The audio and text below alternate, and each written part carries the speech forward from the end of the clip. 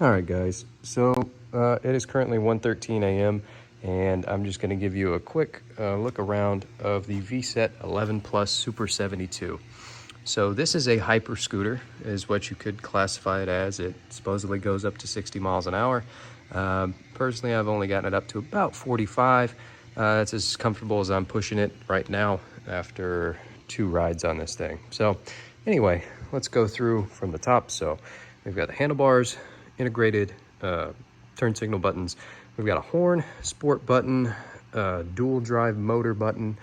We've got the collapsible handlebars, so they, twist down. The horn is centered right here, and it's wired in basically right there. Then we've got the dual stems with the dual latching mechanisms on either side. The wiring, cabling's pretty clean, I would say. There's that mount, that bolt right there is almost, stuck. Like it's never gonna come loose as far as I can see. The fuck? Anyway, these are the rims. Now, for whatever reason, these are labeled tubeless tires, and I'm not entirely sure if that's actually accurate. Let's see if I can zoom into the point. Yeah, tubeless. So who really knows if that's the case? I inflated them up to about 45 PSI. I'm a lighter rider. I'm 145 pounds. So with my gear, total 155 maybe. There's the headlight. Now it has a daytime running light feature plus a actual bright light, sort of like a high beam. The rear of the scooter, these are the brake lights. These are the integrated turn signals. There's no brake lights, or excuse me, there's no turn signals on the rear here. Oh, this is fucking wet as shit.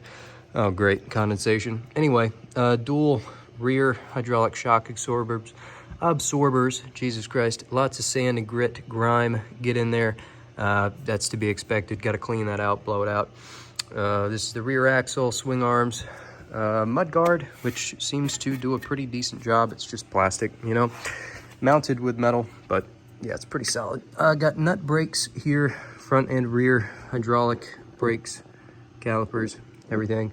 Kickstand, very hefty. It does make the scooter lean a fair bit. If this is upright, that's about 1.5 inches, maybe 2 inches up off the ground. Yeah, so definitely could use a longer kickstand. So let's boot it on up. So to power it on, circle, see that red light blink, and it says card. So we just go ahead and tap on the fucking thing. Yeah, there we go. So there's the dashboard. As you can see, we're charged up to 84 volts. We've got the headlight. Now that's not the actual headlight. That is the headlight. It's pretty bright. So you've got those buttons illuminated, your voltage readout, NFC reader, speedometer, all that stuff. I have 0 start turned off, so I have to kick to get it going. And these are the RGB lights on the side. In person, they are pretty impressive. I mean, I can kind of tell that there's solid LEDs behind there, but they do a pretty good job masking. This is what the turn signal looks like when it's turned on. As you can see, it's not incredibly bright. The only usefulness is if like the road is a little wet and it reflects off the ground. Sometimes cars can see it from behind, but otherwise doesn't have any noticeable turn signals. That's the running light as it shines. It is fairly bright. Yeah, so I have the handlebar set up almost, flat. The trigger, I just don't like that being anything, and there it goes. I don't like that being anything like further vertical than maybe like 20 or so degrees, just because to outstretch my finger on it, I don't want to have to reach very far. And basically I've got the brake set up so I can brake and accelerate from there. I have noticed the accelerator has a lag, like maybe a second from actually giving it gas to it responding. I'm assuming that's just a byproduct of whatever controllers or dash that they're using, but anyway, I guess maybe they'll flesh it out further. But as it stands, the scooter's very responsive. It's peppy, I will say that much. Keeping it in the P12 setting of, I think it's 3 or 4. As far as aggressiveness for acceleration, it is insane. So I'm never really gonna probably ever turn it up to 5. It burns the tires on 4 anyway. So yeah, that's a basic overview of the scooter right now as it stands. Hopefully I'll get y'all a few more videos and active, riding shots of it as I, get some more time. And supposedly already have 14 miles. That is inaccurate.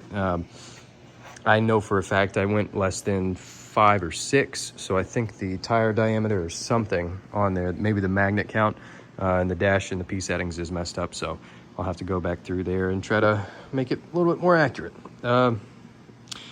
The deck is huge. I had no idea this scooter was this big whenever I bought it, but basically this is a size 11 Adidas Ultra Boost, and it barely takes up a quarter of the deck. So lots of room. Not really going to struggle for any sort of size or comfort. I put my foot back here whenever I'm speeding up, slowing down. Just sort of stance myself pretty neutrally on the deck whenever I'm just cruising between stoplights and all that. If you guys have any questions for me, just let me know here in the comments. Yes, I am recording this at work. This is a pool store here in Florida, but anyway, just wanted to give you all a basic overview and let you see it first shots. So yeah, hope you guys have a great day.